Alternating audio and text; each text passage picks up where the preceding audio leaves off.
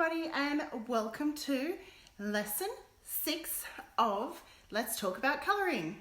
My name is Tatiana and I'm an Independent Stampin Up demonstrator in Australia, and I have been doing a live video series which then I upload to YouTube. So if you're watching on YouTube, this is the recording, and if you're watching and you don't see the little red live right there, you'll know that you're watching the recording. But it doesn't matter if you're joining me live or watching the recording. It is a series of videos which I have been working on, talking about different colouring options using all Stampin' Up products. Hey Kayla, thanks for joining me. The goal of this series is to...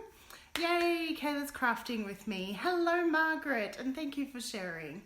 Hello Kay, look at this, all people jumping on. The goal of the series is so that you can A, learn about the different colouring options and how to get more out of your products that you purchase, and B is to compare the different colouring options, because each and every single one gives you a different effect and look. And when you're creating cards or scrapbook or any other paper projects, you want to choose the best option for that project so that it looks just as you want it. Hello Kathy and Anita. Hello Anita, I don't know if you've watched before. And Kay, welcome. I'm very excited. Tonight we will be using the Stampin' Right markers. So let's head to the craft desk and get started. Yes, you have them. Excellent, Margaret. Rightio. As we have been all series long, I have pre-stamped and die cut the same images. We create the same layout every week, but we colour the images separately. Tonight I'm using Whisper White Thick cardstock, and this is my preferred cardstock when I'm colouring with the Stampin' Right markers, because it's a little bit thicker and that way it won't peel. Now there is important that you don't put too much colour down on top of each other, kind of keep colouring, because the paper will start peeling. And to avoid this, it's always easier to use a little bit thicker cardstock. That is the reason why I've chosen Whisper White. And as I have been all series long, I have stamped in the coordinating colours and in black ink so that we can compare and contrast. The black ink tonight is the Memento Black, and the colours are, as they have been all series long, Daffodil Delight, Granny Apple Green and Bermuda Bay. So let's take a look at our Stampin' Right marker. I might start with the Bermuda Bay. These are sold in sets of 10 or 5. The 10 are in our standard colour collections, so it's either subtles, brights, regals or neutrals, and then we also have a black one. And then in the in colour collection, so 2 different in colour collections, a set of 5 in each. The markers have 2 ends. Hello Amanda, thanks for joining me. I'm just bringing in the light. The markers have 2 ends, a nip kind of tip, as so, and the other end is a brush tip, and we shall start with that brush tip. It's very convenient that you can place your lid on top of your other one as you're colouring. Now, as I've already mentioned, and I'm going to just lower the camera now so that you're closer in view to what I'm doing, is that you don't want to keep colouring over the same area. So I like to do strokes, and I think about the direction of the strokes that I'm doing, brushing on the project. So for this leaf, I'm kind of following the veins, and that pretty much colours it in quite quickly and easily. The brush stroke, the brush tip, if you use it to the side a bit, it gives you nice broad areas. And there is a little bit of overlap. If I bring up that nice and close, you can see there is some overlap in the strokes, and unlike the stamping blends which we looked at last week, that stroke, the overlap will remain. It won't fade out. And that is the major difference between these markers and the Stampin' Blends markers from last week. But the colors are just as vibrant. Hello, Priscilla, thanks for joining me. And you can take that overlap feature to your advantage, and I'm just going to add a few more sort of details, you could say, by going over. And it just gives it a bit of a different look. So there's our Bermuda bay leaf. I'm going to do the exact same with our granny apple. Again, kind of using the side of the marker so that I am getting nice broad strokes. That makes it quick and easy to color in. I'm getting a bit of a cool change. I can hear the wind blowing the leaves and the window shutters, or the blinds, should I say. No shutters. Makes it sound I live somewhere fancy. Shutters.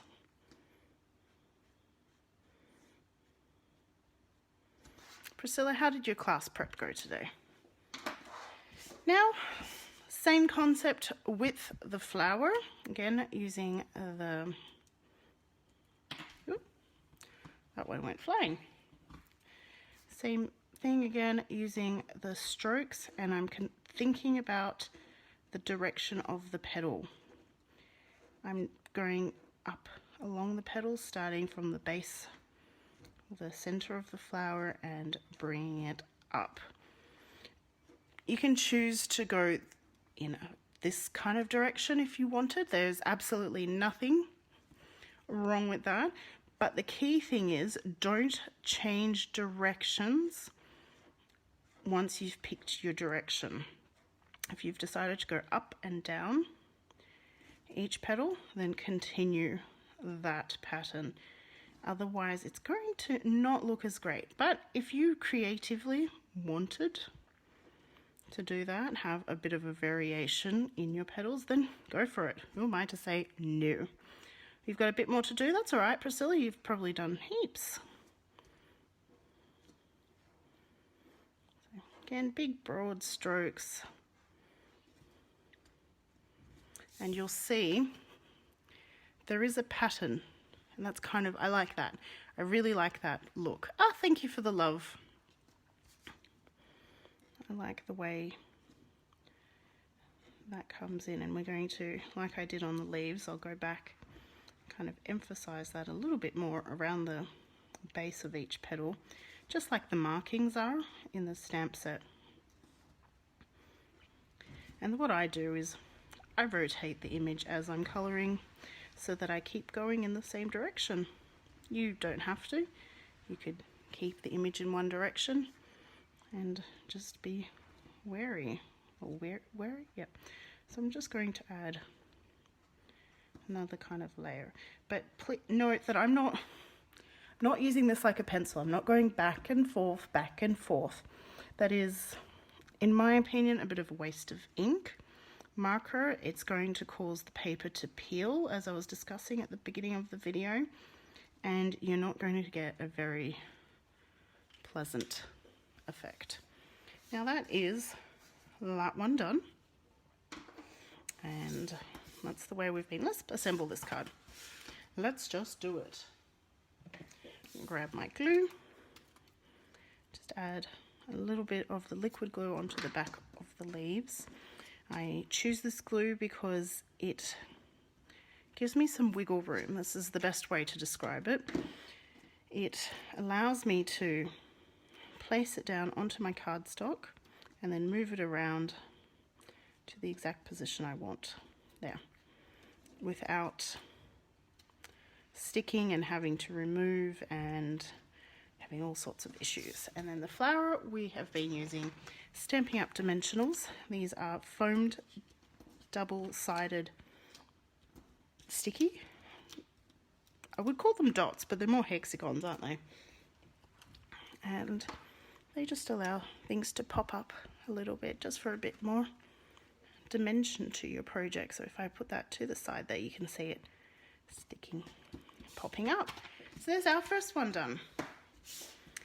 On the yellow, now if you have been following the series all series long, you would have seen me do some techniques using the colouring pencil. And what we did that night was cross hatching. And actually I'll bring in the sample.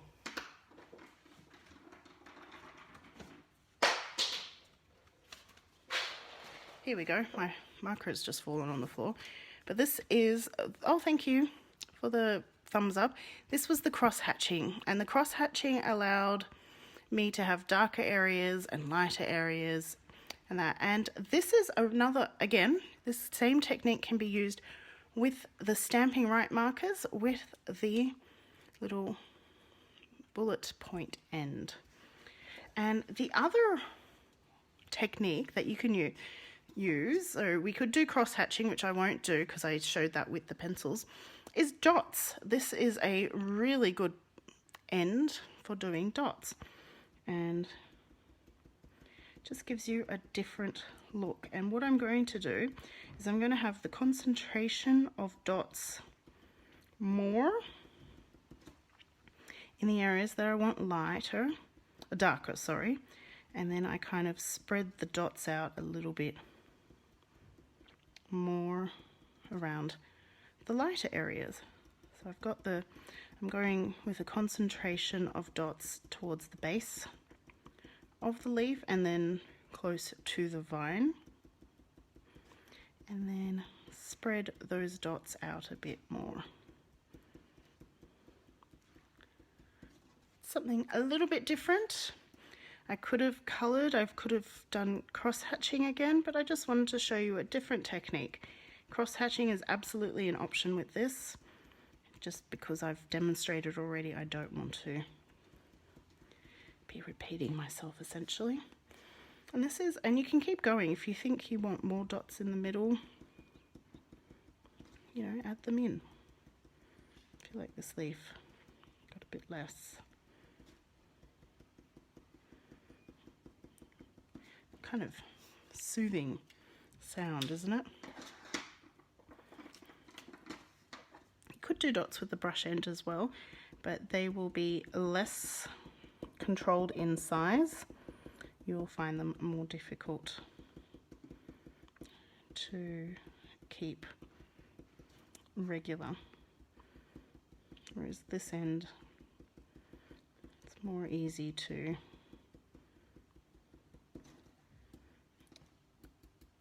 keep them all similar in size. And basically, to get a darker concentration of color, I am dotting closer together, and as I want a lighter appearance, I spread them out. And because I'm doing this sample on the stamped image that is in the same color, it doesn't take away from.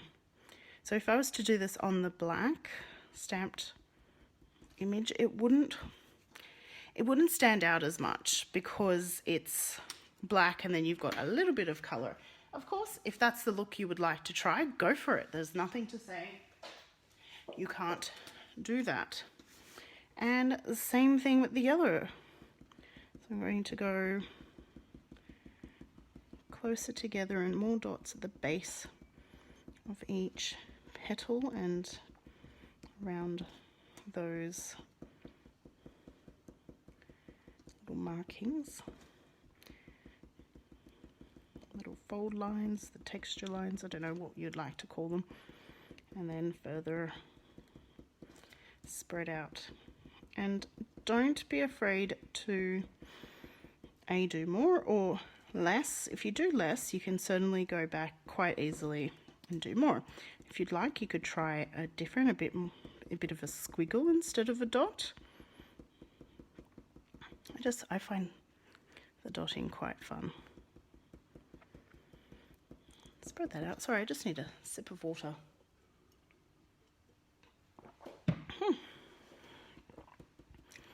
And doesn't that give you something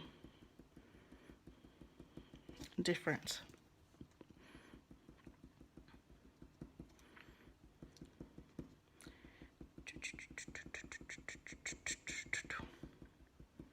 Has everyone started getting ready for Christmas? I cannot believe it's December. How crazy is that? So this little petal here, I'm going to keep the concentration of dots quite high. So I want that and this one too to be the appearance of darker.